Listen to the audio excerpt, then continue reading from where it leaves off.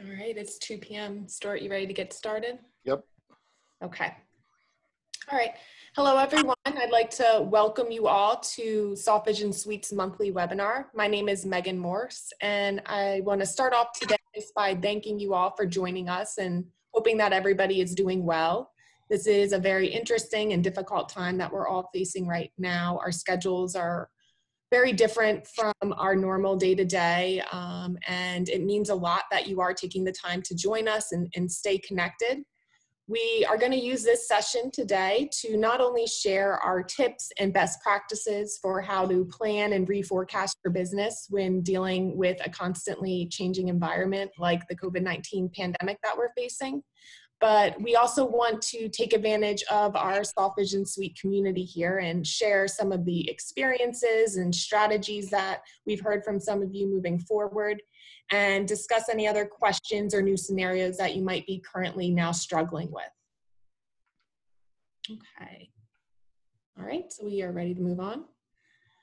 This is our customer success team, and we're the ones who run these monthly webinars for you, which are focused to help spread our system knowledge and best practices. So please continue to reach out to us directly if you have any need for some advice or guidance during this time.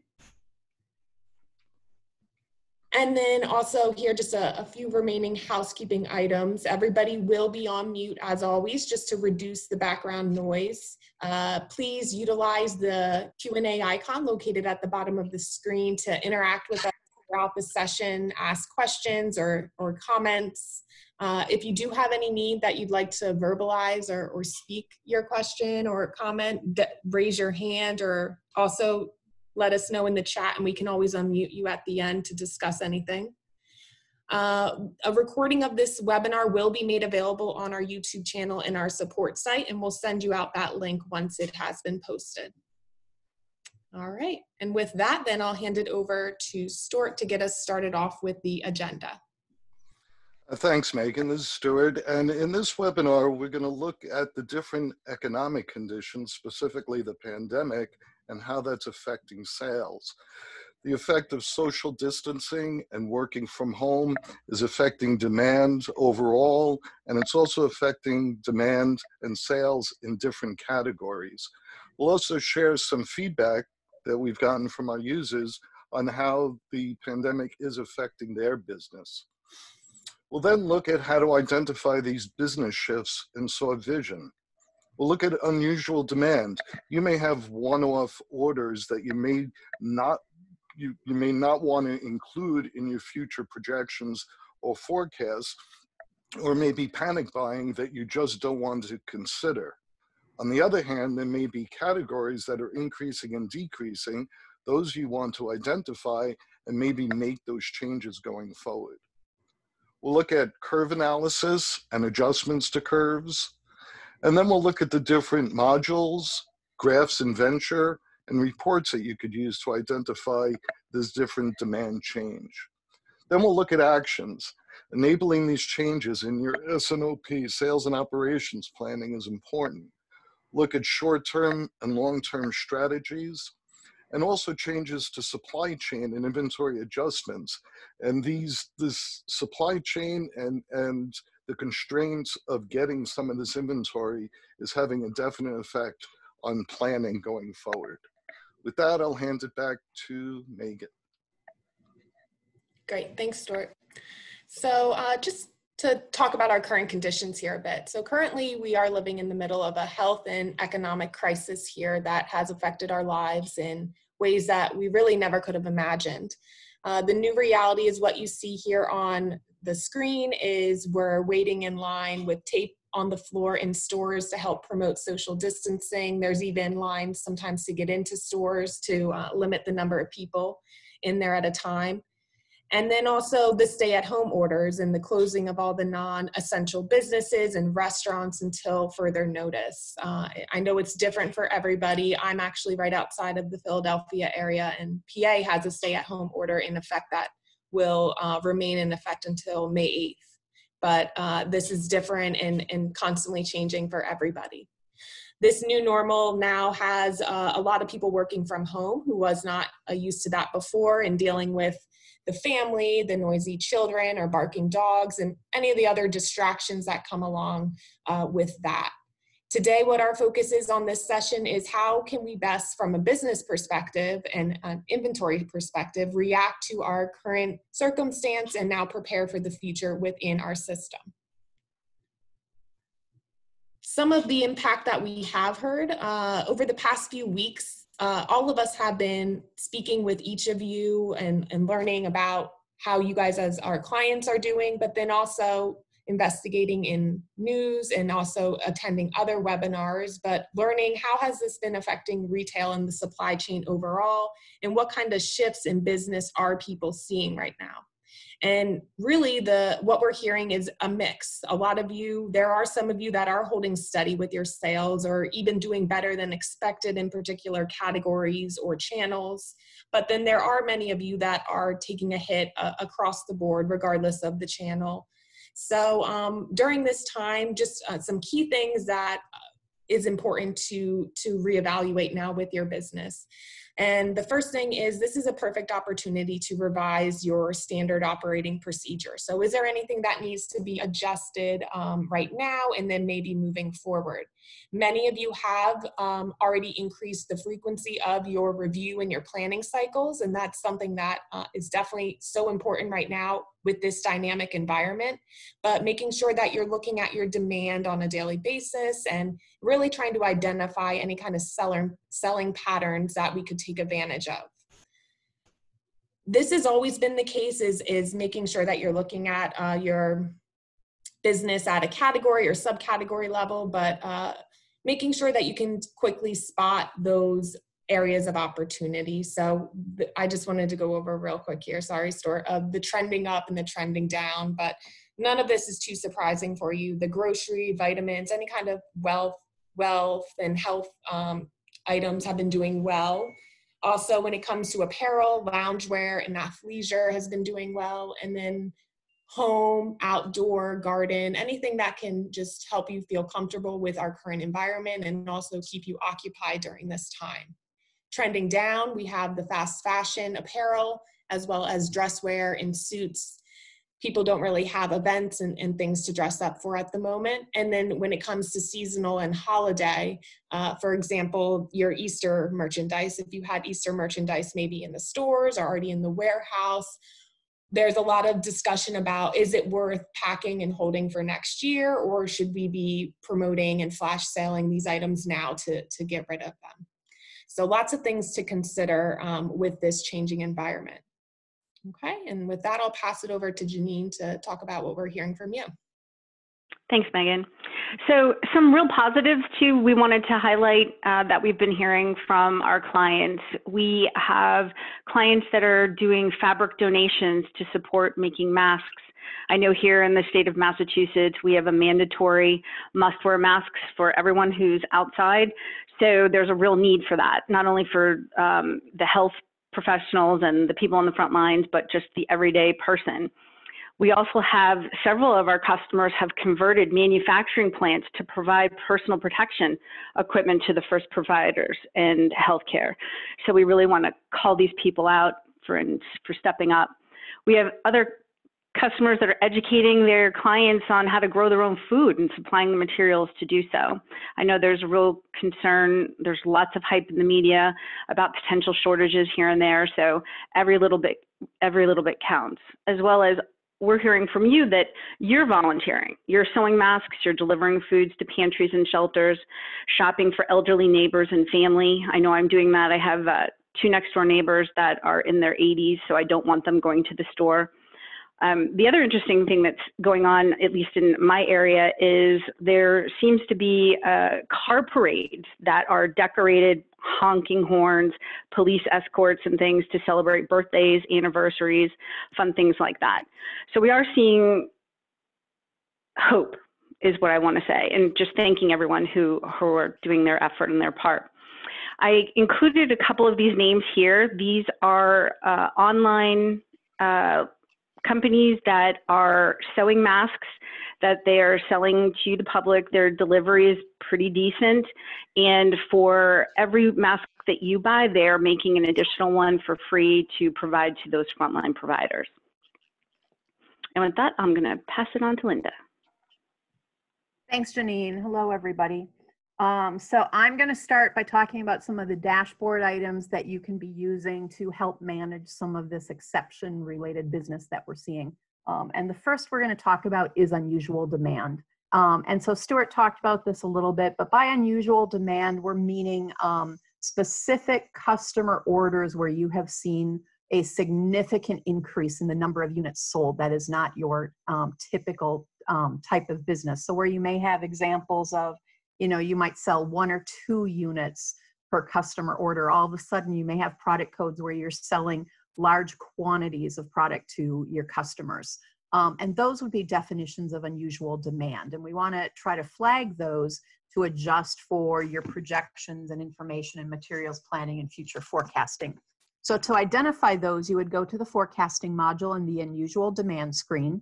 And within the unusual demand screen, you have a lot of filtering options. You can look by division, you can look by, you know, offer year or specific offers, you can search categories, you can put all these together in different multiples. You also have the option to filter looking at units or revenue to be able to look for orders that fall within certain sizes.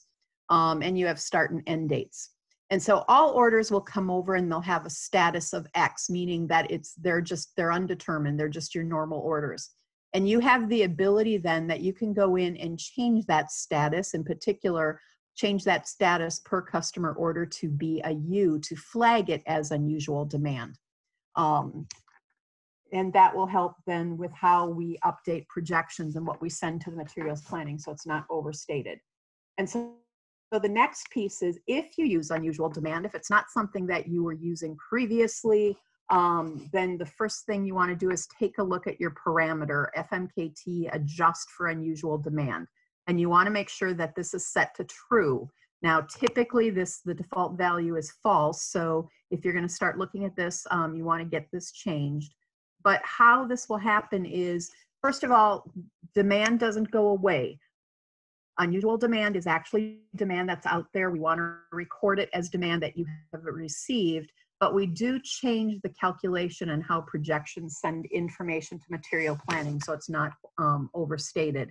And what we will do is we will filter that unusual demand into your calculation. So what is sent to materials planning remains to just be the normal demand that you are expecting.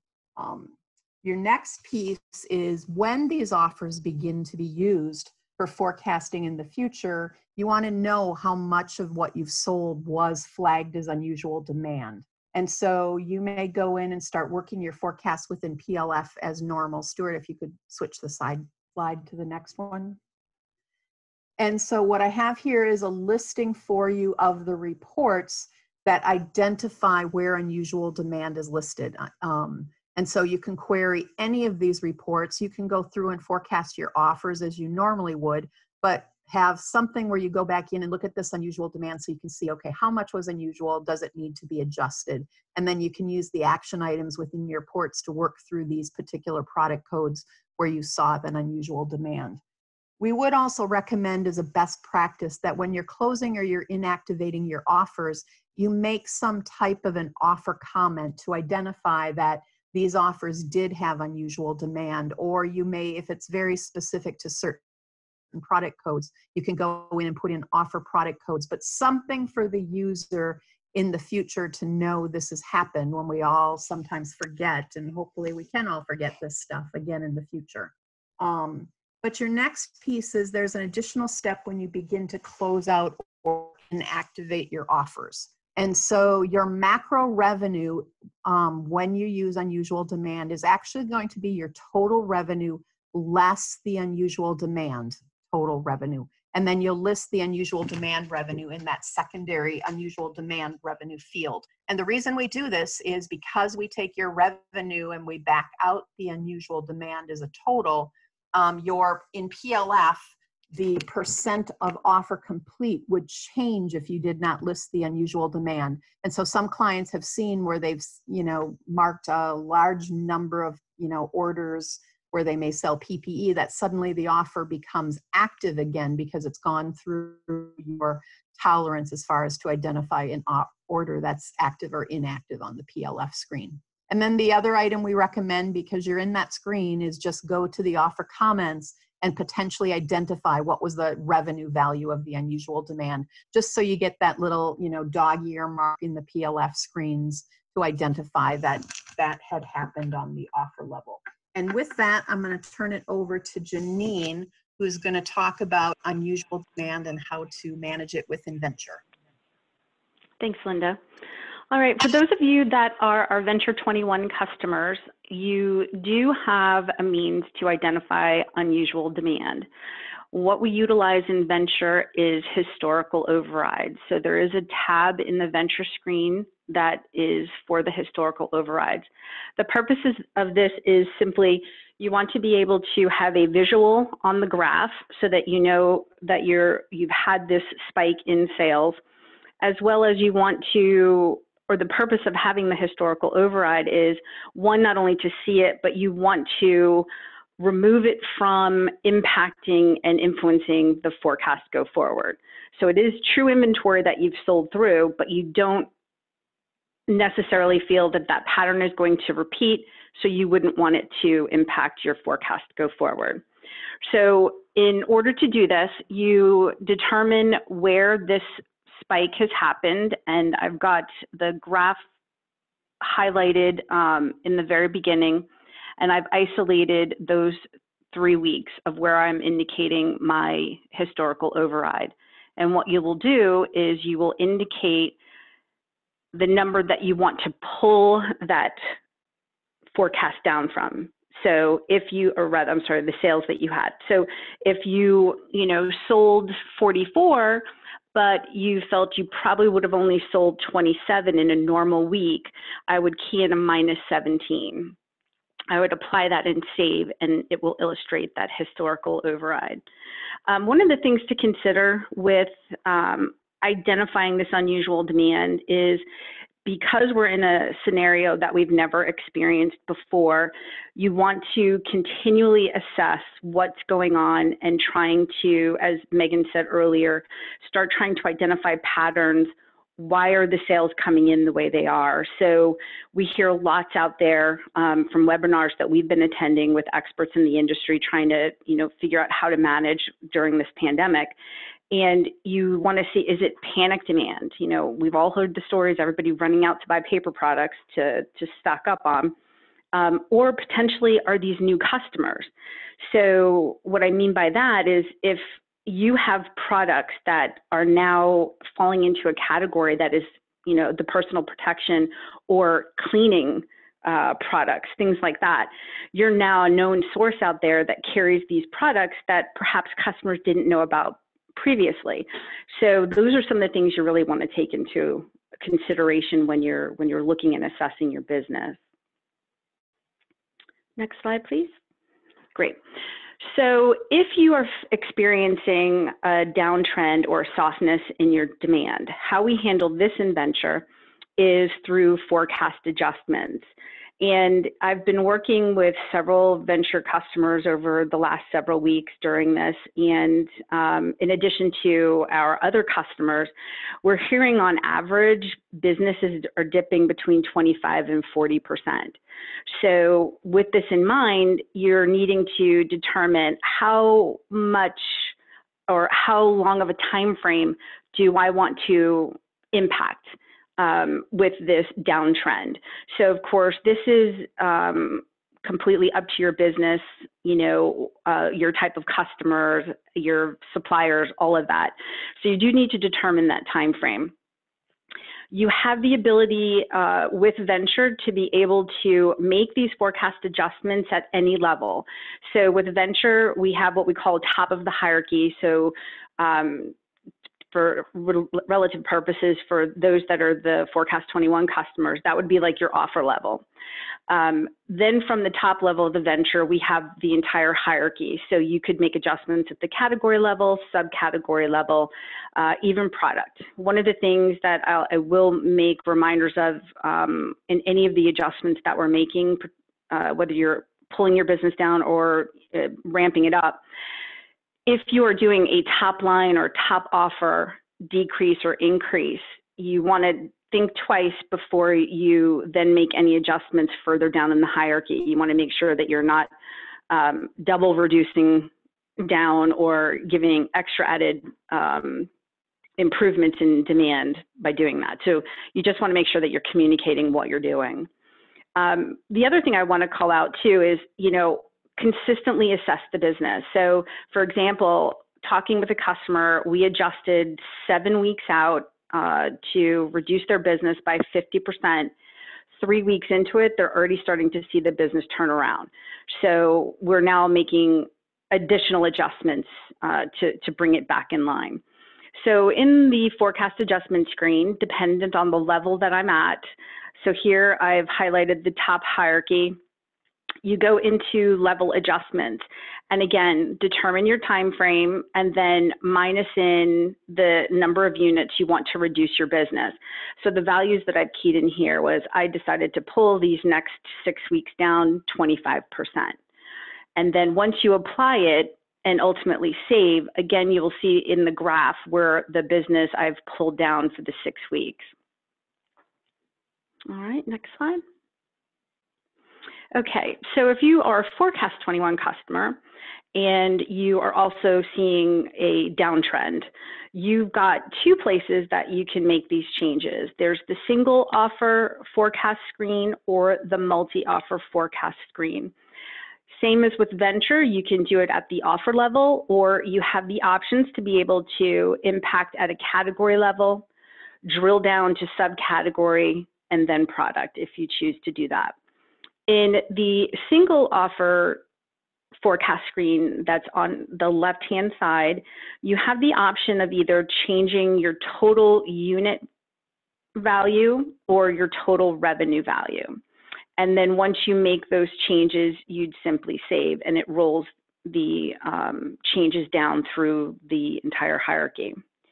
The difference with the multi-offer forecast screen is it gives you the option to bring up 3 versions of offers or 3 offers. So what I mean by that is I will always pull up my work version in the far right column, and I can pull up a previous Snap published version of that same offer. So if I have my initial budget from the season, I can compare that to what we have in the system today. And of course, what version you pull will determine where in the time frame you are at the given offer that you're trying to adjust for, right?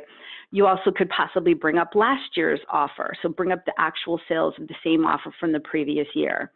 But it just gives you that flexibility to pull in different scenarios as to how you want to address and make the changes here. In addition, the multi-offer forecast screen gives you more than just units or revenue. So if you are utilizing other metrics, we do give you quite a few choices here if that's where you want to make your adjustments. With the changes that you make in this screen, you would apply the weights and then save so that it permeates all the way down to your SKU. All right, next. And I do want to say that there are quite a few customers out there that are not negatively being impacted by this pandemic. So again, utilizing either the single forecast or multi-offer forecast screen to make those increases in your demand, either at that very top offer level or the specific categories. So for a lot of our customers that are a mix of fashion and home, fashion is being hit kind of hard right now, but their home categories can be taking off. So that would be an example of where I would want to go in and look at the category and or subcategory specifically to raise those. All right, and we do want to make sure again that you are consistently assessing what you're doing. And with that, I'll pass it back to Linda. So we're also hearing from customers that they're seeing a change in how their offers are selling as a percent by week. And so an example might be when we went to stay at home, people had offers that were, 1, 2, 3 weeks in, and then all of a sudden business just dropped off. Well, in that scenario, their curve went that they had a strong peak and then lower sales after that. So how you can go in and modify that type of information is go into the marketing offer set or curve setup screen, and you can make a copy of the existing curve that is on an offer. And then with that, on the far right-hand side navigation, you have the ability then that you could go in and change your percent of sales by week. So in the event you had a offer that started out very strong, you could key in what you believe the actual percents were, and then adjust down the remaining percents of the week to create a new curve. And then you can apply that curve to a particular offer. The next screen is, in some examples, we are seeing that there are business and category shifts that are happening. As a result, prior to all of this beginning, you were seeing a change in businesses as a result of tariffs. We saw now a significant increase in specific categories as a result of COVID-19. There's seasonality that was beginning to happen, Easter businesses or spring and summer categories that were starting to sell off. And we believe that there will start to be some changes as a result of clearance that may happen now for products that were not being sold before. And so you can go in then and begin to adjust for these category shifts where you may have a completely different selling pattern between the category and offer category. And so you can create your category curves. You can go into the curve analysis screen from the forecasting module, and you can see how a product is currently or a category is selling in relation to the curve that you have set up to determine if you need to change it. And on that same screen, within the header section in the demand curve, you have the option then that you can go pick that new category curve or potentially product curve that you have set up. And so on the next screen, we have an example where you can see, some categories where they're, the initial category in blue was what we were expecting the business to do. And we saw a significant increase earlier within the offer. And so this would be an example of where you'd want to go in and try to shift for your category coming out. You also then have product and curves where you may need to set up a curve specific to a product or take a look at how your product is selling. So if you went in, we have an example here of a product where if you went in from PLF into this particular product code into the curve analysis screen, you would see that it appears that the product is selling significantly over the curve that is assigned to the offer.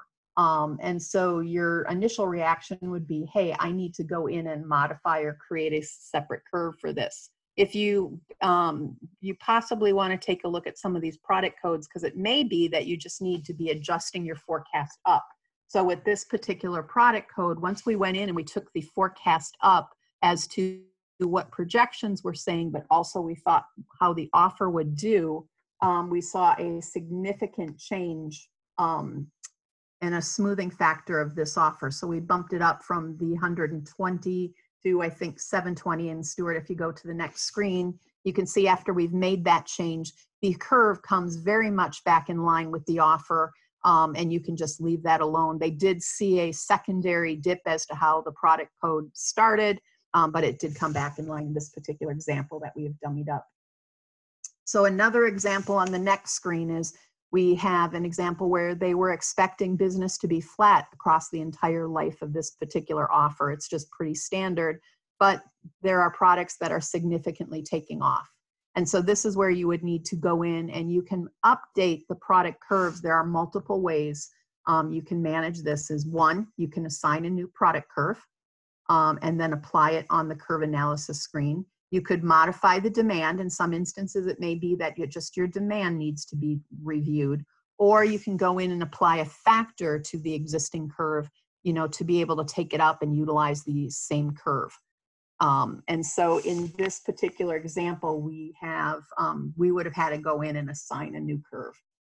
So, and any further details you want, you can talk to your CE team and help them, take your CS team and help them do some analysis with you on that. And so with this, I'm going to turn it back to Megan, who's going to talk to us about purchase order actions.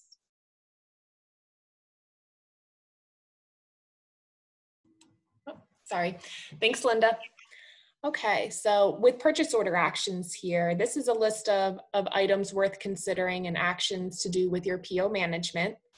Right now, we've all emphasized today how important it is to review and act in a timely manner, and this is especially important with the purchase orders right now, whether that be expediting and creating new orders or canceling existing. The within DRS, the scheduled receipts report is a good report for you to keep an eye on and just make sure you are aware of what your current on order is and take any action with canceling or expediting where necessary.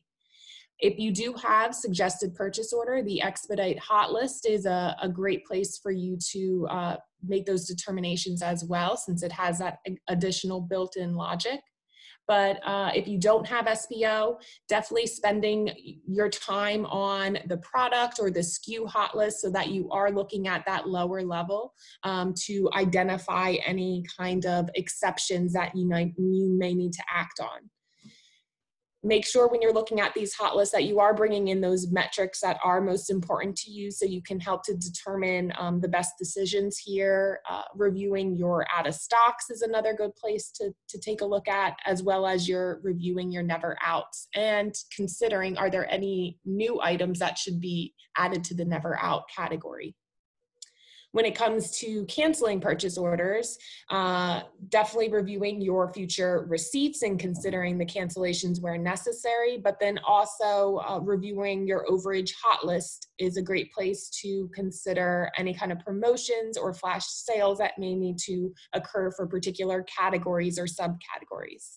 So taking action and doing this now instead of taking a better hit later is definitely going to help in the long term.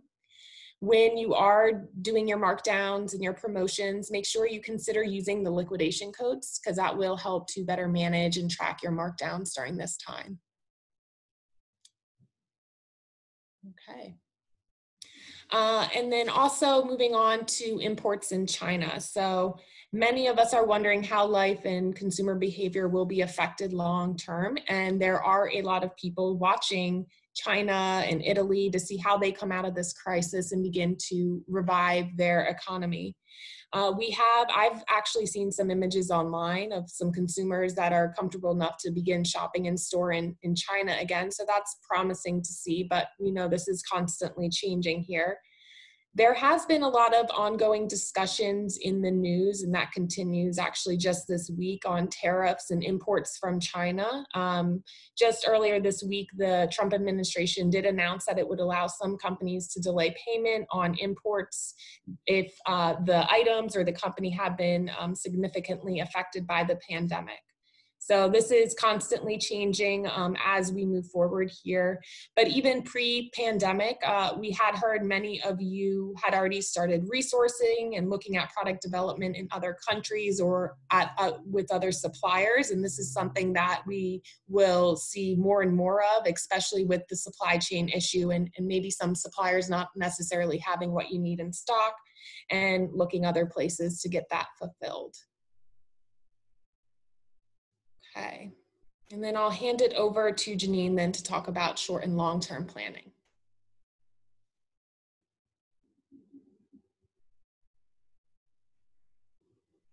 Sorry about that, didn't take myself off mute.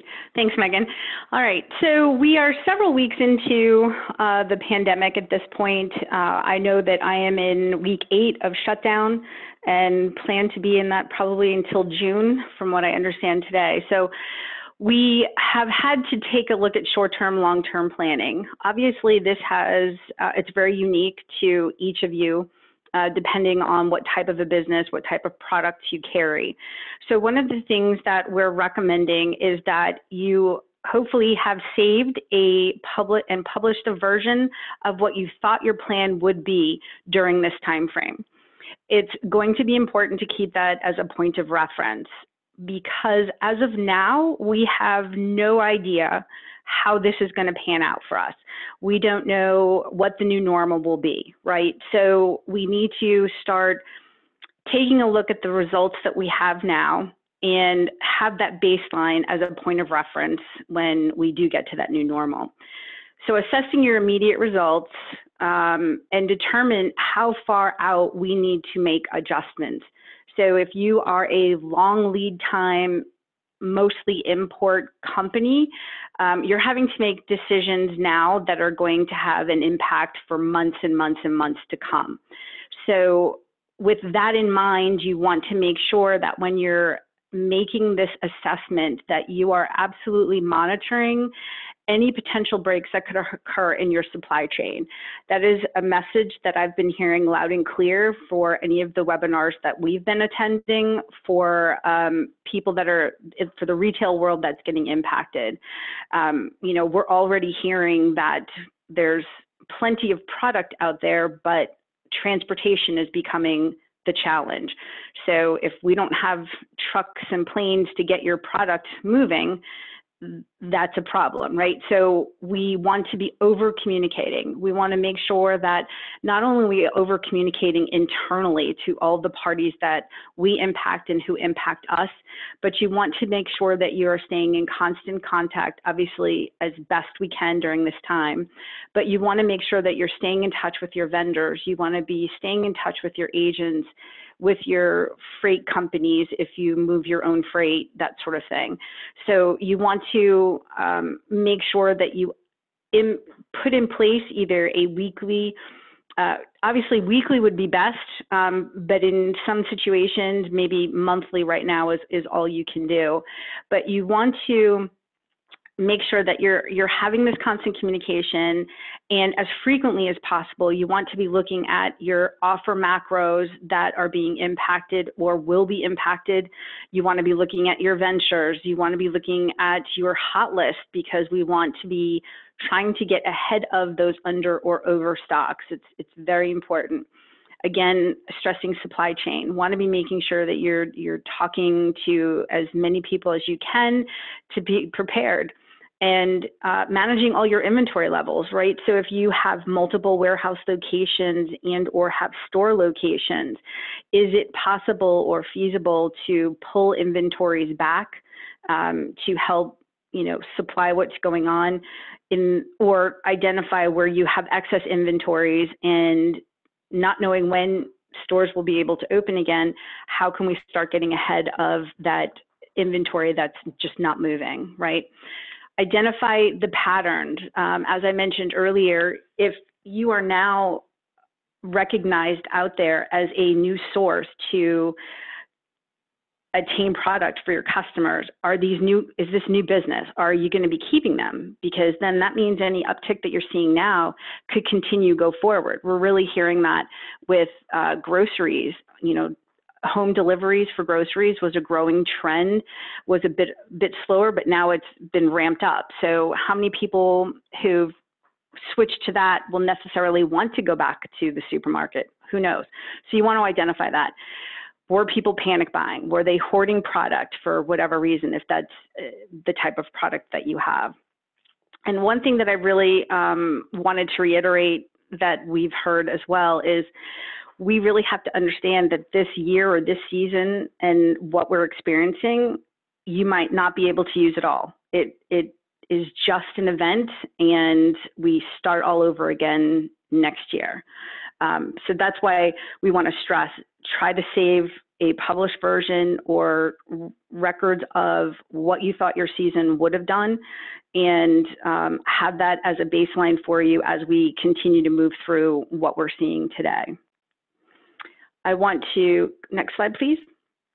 I just wanted to give screenshots of some of the important tools that Megan mentioned. So again, the SKU hot list. I have talked to quite a few of you about how this is a great tool to be looking at. It is the screenshot shows you all of the tabs that you have. I've highlighted the overstock because I believe the SKU Hotlist is your best tool to go to for your overstocks. And I think many of you, I've been hearing more about the potential of excess inventory that you're going to have. So this is great to use.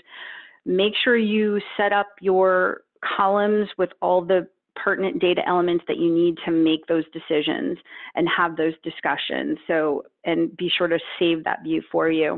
If you're more comfortable working in the screen and you have it set up with the columns that you need, you can simply export this into Excel and work it there, share it that way. For those of you that are more comfortable going into our reporting module, I've listed the actual view for the SKU Hotlist report down at the bottom of the screen. Next is the Expedite Hotlist. So again, this is more pertinent to those that have a suggested purchase order, but if you have the logic that you're using and have the option to be able to expedite your purchase orders, this screen can be filtered many different ways, vendor, buyer, scheduler. If you're a multi-warehouse, you could do by warehouse. And it will give you all of the purchase orders that can be expedited, and you can review the PO details. It will tell you this is your original expected date. This is the new expedited suggested date if you were able to pull this order in. A very good tool. And then last but not least, we had mentioned this back in our DRS webinar, is the aggregation report. So this report is a great way to look high level at your offers and or ventures, and it gives you a view of monthly and quarterly that you can see what your forecast is compared to your macro information. So again, just reiterating, this is a great tool to look at information quickly at a high level. And with that, I'm going to pass it on to Stuart. Thanks, Janine. You know, usually with these monthly webinars, I would connect to a sample dashboard. Unfortunately, we're not doing it this month. That dashboard doesn't really have relevant data to be able to show this. So hopefully with the screenshots that we've showed you so far, you'll be able to figure out how to go in and make those changes. If not, you could always just email us and ask us. So in summary, and best practice is analyze recent changes to your business, to the overall business, and also those categories that are increasing and decreasing. Enable agile merchandising. That's going in and making changes based on all the changes that are happening. And so that's going to be your strategy, looking at your product assortment and planning that going forward for those categories that are doing well. At the same time, you have to look at supplier availability. Even if those categories or products are selling, if you're not able to get it, the inventory, and you have constraints on the inventory, that will affect how you're planning your future offers. So take that into consideration when you're looking at your product assortment. And then look at the different sales channels. If you have stores, are the stores selling? Are they open? And then what's happening to the inventory? Will they hold the inventory? Or if you need it now, can they send it back to the distribution center to sell it online?